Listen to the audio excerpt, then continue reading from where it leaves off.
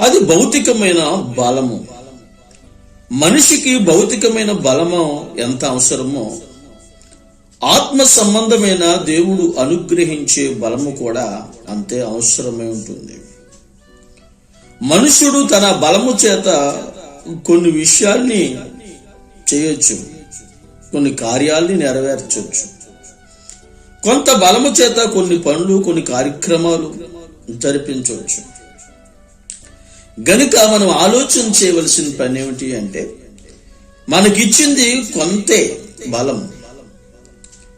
ఈ కొంచెం బలము చేత మన కుటుంబాన్ని, జీవితాన్ని, మనం చేస్తున్న వ్యాపారాన్ని, లేకపోతే మనం చేస్తున్న ఏ పనినైనా మన బలము చేత మనం చేయగలుగుతాం.